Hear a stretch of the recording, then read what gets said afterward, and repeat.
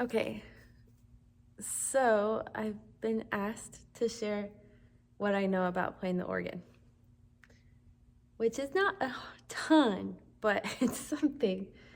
So, right off the bat, well, you can't see it because it's out of the camera, but there's a button that turns, this is an electric organ, so you turn it on with a switch. And then, most organs have manuals. A manual is a set of keys. So this is a manual, this is a manual. On this organ, obviously there's two, and the bottom one is the grate, and the top one is the swell. The swell I feel like the swell has higher sounds than the grate does. And then each keyboard correlates to a set of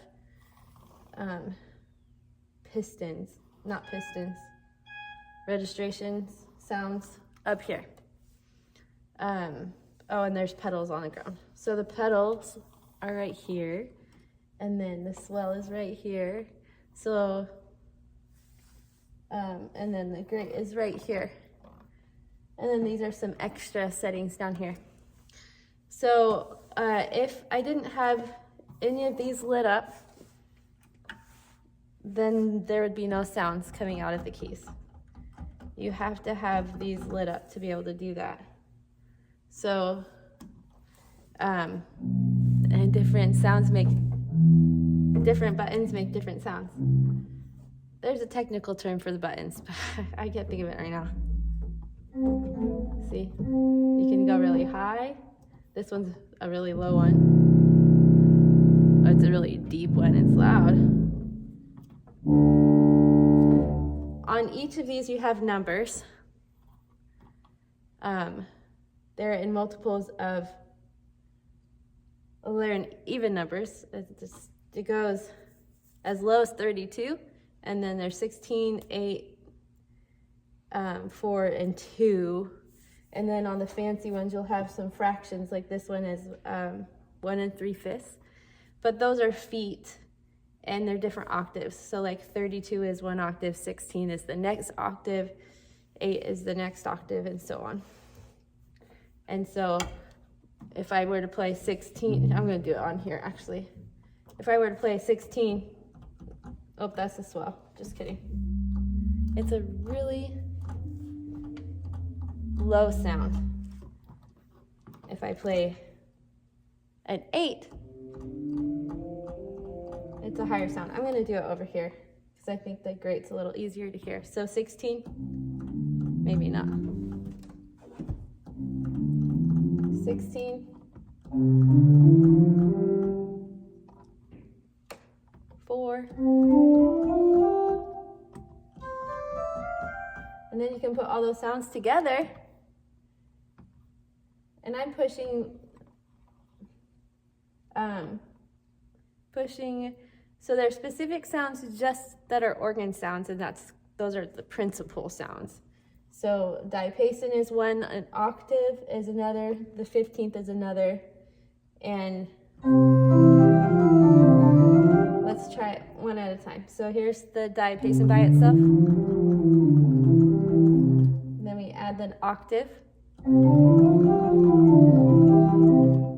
It's just different layers. And you know, sometimes you might not want a 2 on there, depending on the type of emotions you want to evoke in a song or feeling you want. So that's kind of what those are.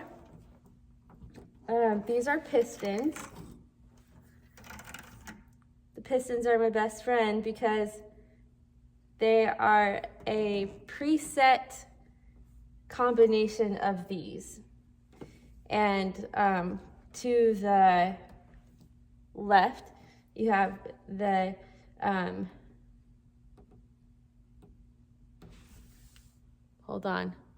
general. You have the general pistons, which means when you press one of these pistons, it'll set everything. You see that?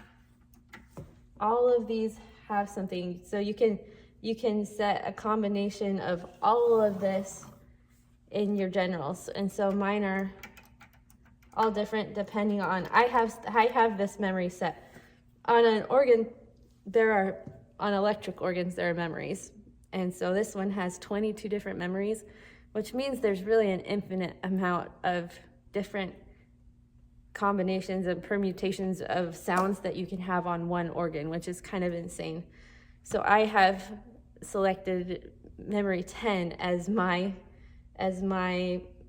of my memories on here that I have locked, and I have it set for sacrament meeting and for church, for singing at church. And so I have specific ones for sacrament or communion, and then I have other ones for general hymns that we sing. And I have it set so that the one is supposed to like be pianissimo, and then up to 4 is like mezzo forte for the sacrament hymns, and the same thing, but it goes all the way to fortissimo on 10. 10 is like, and then I have 6 that is, that's the last hymn that I was playing with 6. But then I have 1, which is supposed to be a quiet one for, what's that one? Actually, 1 sounds a lot like 6. 2 is a lot different. I think 2 is more mellow than 1. I used a cheat sheet to set all these. I have an app. There's an app for that.